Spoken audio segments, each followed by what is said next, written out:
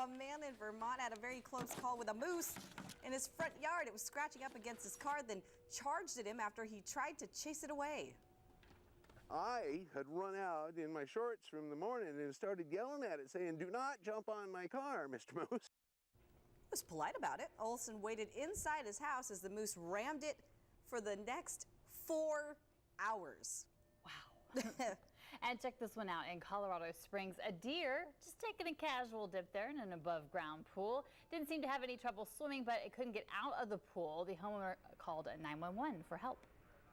My dogs were barking like crazy and I couldn't get them to knock it off, and I got up on the top of my deck and I looked down and there was a 8-point buck in the middle of my swimming pool.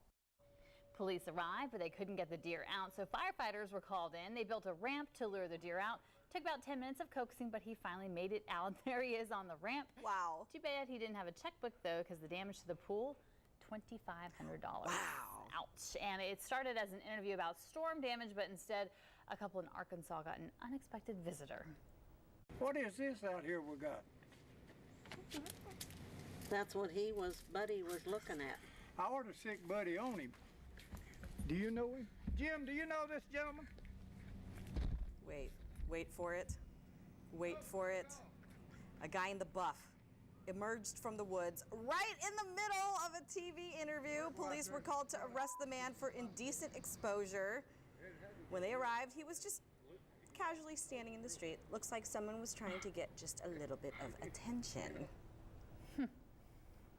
New this morning, a book from a former Navy SEAL who helped kill Osama bin Laden hit stores today. It's called No Easy Day and gives readers a first-hand account of the dramatic raid. But as Mary Ellen Hopkins reports, the formerly anonymous author could be in a lot of trouble. The former SEAL Team 6 member spoke with CBS's 60 Minutes. In the interview, he went by the pen name of Mark Owen. His face and voice changed to hide his identity, but his cover has since been blown. Matt Bissonette said his book, originally set for a September 11th release, is not aimed at influencing the election. My worry from the beginning is, it's a political season.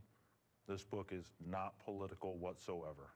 It doesn't badmouth either party, and we specifically chose September 11th to keep it out of the politics. Bissonette's account offers new details of last year's raid. He says as the team went up the stairs at bin Laden's compound in Pakistan, the al-Qaeda leader poked his head out. 2 shots were fired. By the time he got inside, bin Laden was on the floor, not standing up as was first reported. He and another SEAL then fired into bin Laden's chest to make sure he was dead. The military's top lawyer warned the author last week that he had violated secrecy agreements and broke the law with the book. He said the military was considering pursuing all available legal actions against him and his publisher, Penguin Putnam. Bissonette's lawyer says he did not violate military secrecy agreements or break the law, and said Bissonette is confident he did not disclose classified information. I'm Mary Ellen Hopkins reporting. And Scott Pelley's interview with the author will air on 60 Minutes Sunday right here on CBS47, 7 o'clock. And we were talking about it. They used Hollywood makeup artists to change the man's face completely. Wow. Yeah. So that's not what he looks like at all. That's not what he looks like at all. They said Scott Pelley told the CBS This Morning crew, unrecognizable. Wow. So instead of shooting in black, they did that. And so you can see his expression, but don't know who he is. No. Unbelievable. All right. 521, 66 degrees still to come. Walk-off wins for both the Giants and the Dodgers. All the late-night drama coming up.